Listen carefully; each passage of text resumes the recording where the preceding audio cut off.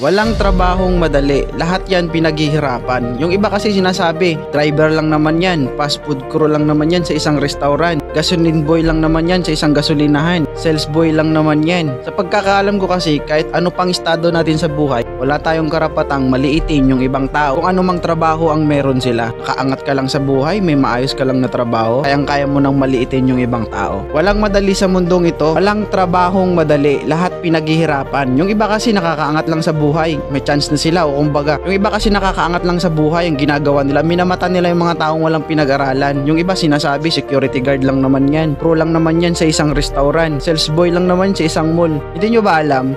Kung wala sila, wala tayo. Kung wala sila, mahihirapan tayo. Dapat nga magpasalamat ka pa dahil nandyan sila eh. Bakit? Hindi mo kayang mabuhay sa mundong ito na mag-isa ka lang, na wala sila.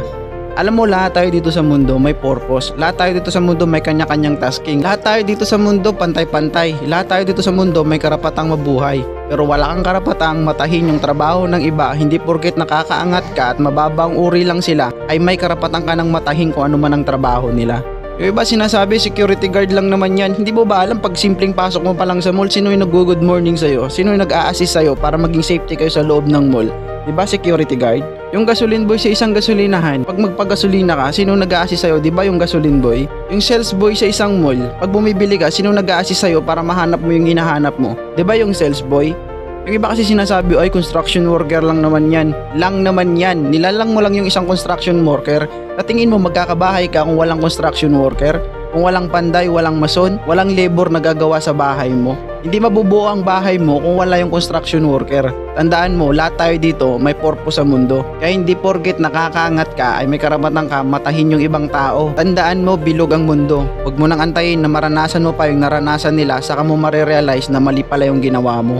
Alam nyo, mas masarap mang kasama yung mga taong walang pinag-aralan kaysa sa mga taong may pinag-aralan at mayayaman. Alam nyo kung bakit? Yung mga taong mayayaman at may pinag-aralan, matataas yung mga ego ng mga yan ha. Hindi naman lahat pero may iilan. Pansin nyo, pag nagre-reunion, yung mga taong mayayaman nandun lang sa tabi nagkukwentuhan. Yung mga taong walang pinag-aralan nandun sa isang tabi naghuhugas ng pinggan, nagwawalis, nag-aayos ng mga gamit. Samantalang sila, andun sila sa isang tabi, nagkukwentuhan, nagchichismisan, yung parang wala lang. Napapansin nyo ba pag nagre-reunion kayo, hindi kayo kompleto?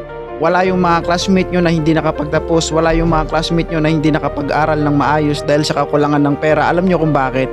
Dahil nahihiya sila. Nahihiya sila na baka kung anong marinig nila galing sa inyo. Napapansin nyo? Nahihiya silang matahin nyo. Ito lang masasabi ko sa'yo, hindi sa lahat ng pagkakataon nasa taas ka.